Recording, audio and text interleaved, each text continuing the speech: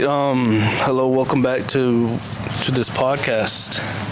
Here we have an American who works every day.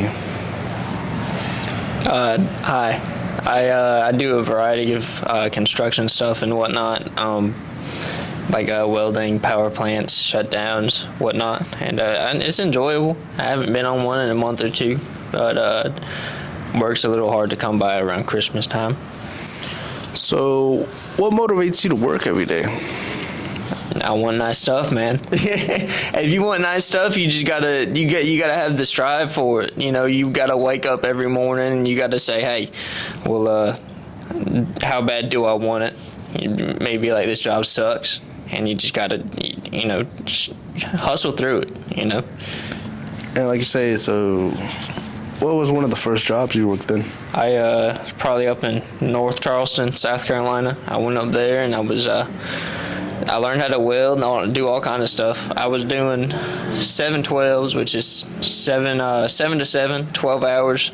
You do that 7 days a week until the job's finished. It's rough, especially when you're having to drive to work and whatnot. It's not easy work, but someone's got to do it, and they pay good. I think I worked on that job for 12 days. I made $8,000.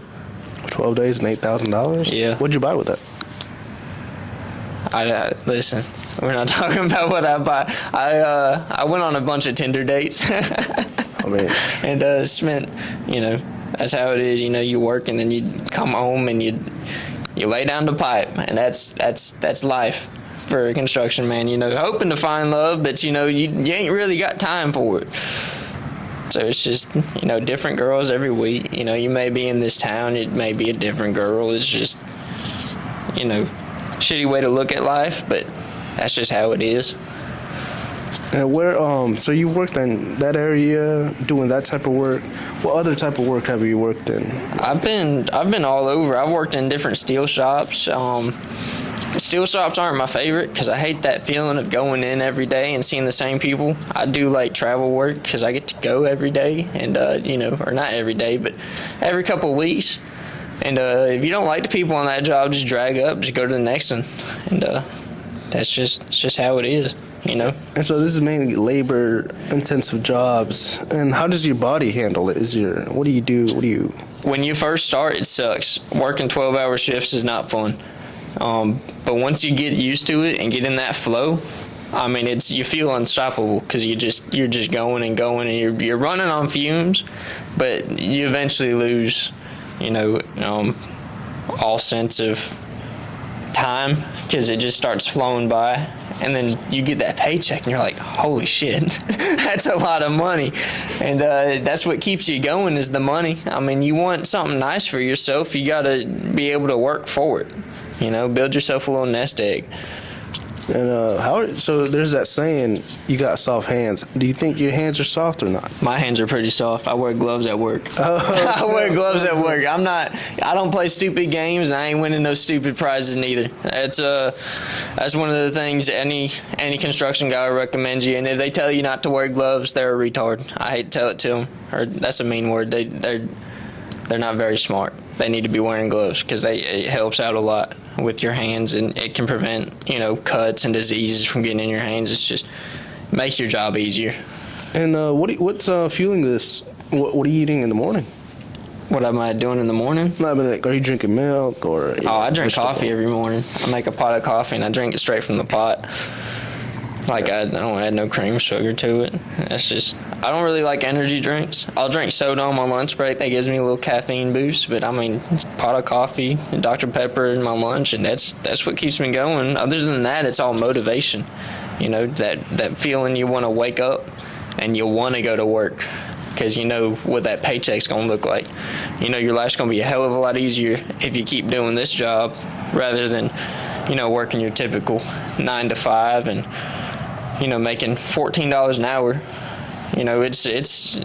It's tough to get into. Anybody can go to Wendy's and get a job, but not everybody can just go out and do the type of work construction workers do. And like you're saying, these long hours, what time are you waking up? like with 712s, I probably wake up at 5:30 in the morning, and I try to get Airbnbs or hotels close to the plant. But if I can't, you have to wake up earlier. But by the time you get home, I mean, you really don't feel like doing nothing when you get back to the hotel. I mean, you're sitting down, maybe watching a movie, but you fall asleep doing that, and then it's just.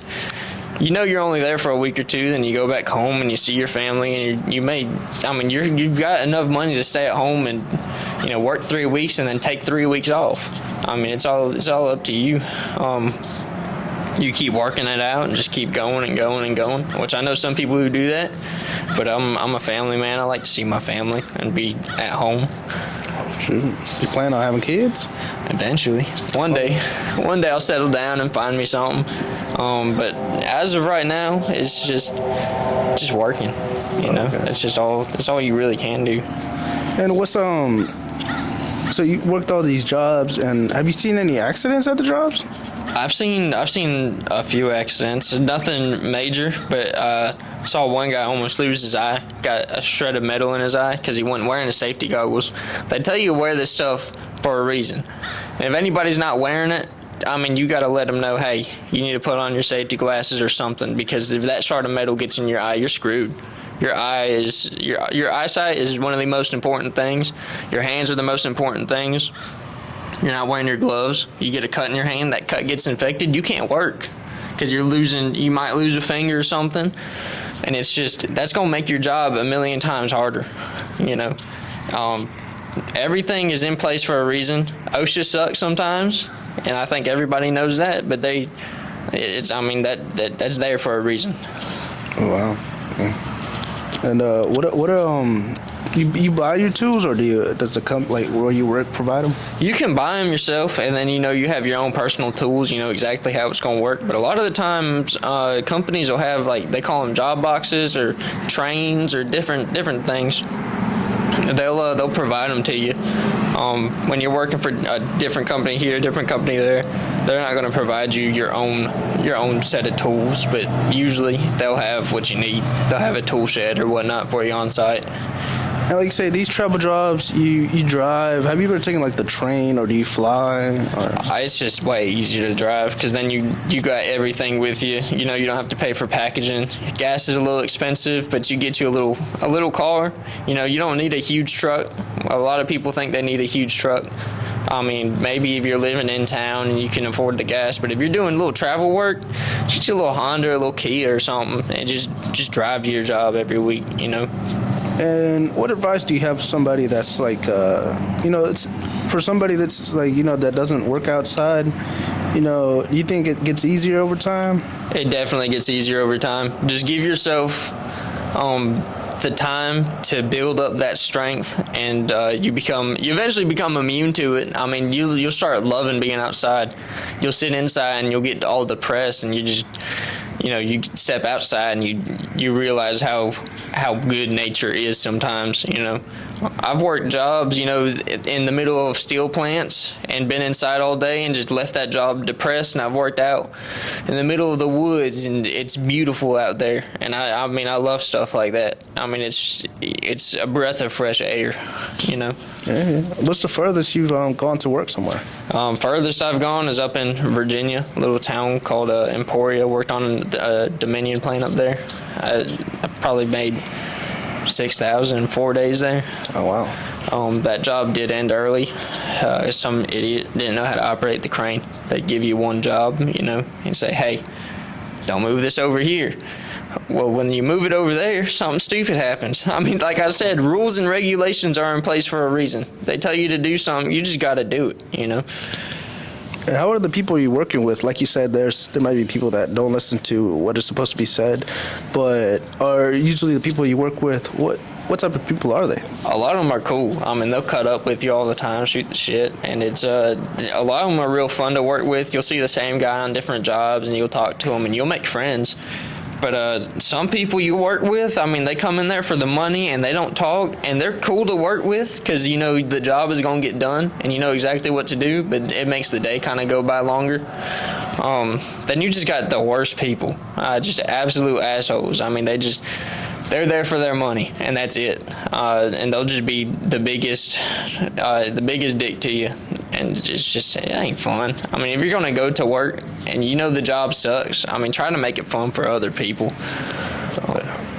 All right, so say you arrive to this place where you're working. What is the first thing you do? Do you shower, or do you play music? What is the first thing you do? Usually, I'll arrive to the spot. I'll hook up in my Airbnb, and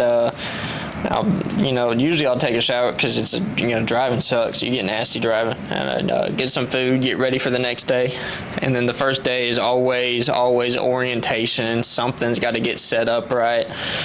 Something about something's got to happen with safety, and every job you go to is going to have a safety and orientation. It's going to take up at least 6 to 8 hours, or it could take the full day or 2 days, depending on what job you do there. I know electricians, their orientation can take 2 days sometimes because they got to go over these rules every time because, like I said, people don't listen and they forget, and those are there as reminders.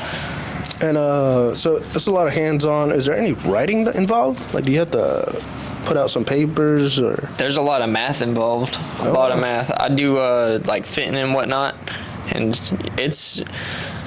it can get complicated, but a lot of it's just basic algebra and whatnot. It's just a lot of numbers to try to remember.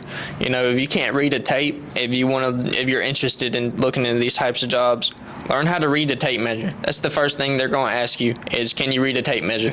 And if you can read a tape measure, you can get in anywhere, and they'll learn you and train you how to do various things with your hands. And you can start from nothing. But if you don't know how to read a tape measure, that's the most basic thing. Just sit down, read a tape measure, figure out, what's on it. And you can get anywhere. What does somebody that's starting make? What is it starting? One of my first jobs, I made 22, but then a next job, I made 35. It all just depends on what company you work for. You could be making the worst money ever at one job, and then you get another call from another company. They'll be like, hey, we'll give you a $10 raise if you come work for us right now. You just drag up and tell them, hey, I'm leaving. And there's no hostility from it. You just tell them, hey, I want to go to this other job. And they're gonna be upset because you're just leaving them like that, and they may not hire you again for a while. But if they're not paying you, they aren't paying you. At the end of the day, it's all about the money. With these companies, you're not there to be their friends or to be their most loyal employee. Mm-hmm. You go to whoever pays the most. And how are they paying you? By like cash, Venmo, or checks? No, it'll be a check. These checks are usually a lot of money because they'll be like a week or 2 weeks worth of work, and it's the bank they'll put it on hold for 4 or 5 days, and that kind of sucks because you're like, damn, I don't have my money right now, and you'll be at home kind of broke for a couple days, just sitting at home. But once that money comes in, you're usually balling. Make your car payment, go out, hit the bar, get with some girls. That's just how it is. It's fun. It's a fun life, making money. And making all this money, of course, we got the Big Eagle watching. How's taxes doing? Like, how do you handle those? Or tax fraud? No. Okay. No, I don't commit tax fraud. It all just depends on how you file your taxes. If you're married or whatnot, it can depend. I'm young and single. They take a lot of money out of mine, but sometimes if I file it differently, it'll be less. You can mess around with it. Say, oh, I'm married with 9 children. They'll take $10 at your check. It all just depends. Government, you're not listening to this. Oh, wow. And you ever think of like investing in stock or something like that? I did. I don't even know where to start with stuff like that. I know, like when the pandemic hit, a lot of people who invest in movie theaters and, various restaurants made a lot of money. But, I'm a little too late for that. So, let's see. You ever think of, so now that you're working, do you ever think about what is the next step that you can go, like being a manager, or do you ever want to be something higher than what you're doing right now? in that same field? I like what I'm doing. You know, I could, try to be a foreman or something, but I wouldn't know the first part about being with it because it comes with a lot of responsibility and leadership is needed for that type of job. They do make more, but nobody likes the foreman. they sit around and they just boss you around, and it's not fun. I don't know anybody who would want to be the foreman. And who's above the foreman? The supervisor, and then the person who owns the company usually. Oh, shoot. You'll have like the job supervisor and then the plant supervisor, but they always listen to whoever they're working for. If you go to a paper mill or something, if the paper mill owner says, "Hey, this isn't right," then they listen to them first. Okay. And so getting all this, what are some skills that you didn't think you'd learning doing this, that you learned maybe about life or about things? One of the major skills I learned was just learning how to keep going. It sucks, but Camera went out, and this will film the ending. But he was on life lessons. So what were the life lessons you learned? Just to finish up this video. like I said, just you keep going. You see that paycheck, and you're like, oh my God, that's a lot of money. And it's money that keeps you going. And money ain't everything in life, but it sure does help. And just have fun with it. Don't take the work too seriously because you're just going to stress yourself out. And, that's it. That's just. Other than that, just do what you got to do. All right. Well, thank you for being on the podcast. Sorry for the camera going out, but It's all right. And but yeah, it was really good having you here and learning about what an everyday American goes through, and maybe people want to follow this career path that you've gone through, and they're learning something from you. And thank you again. Yes, sir. See you later. See you. All right.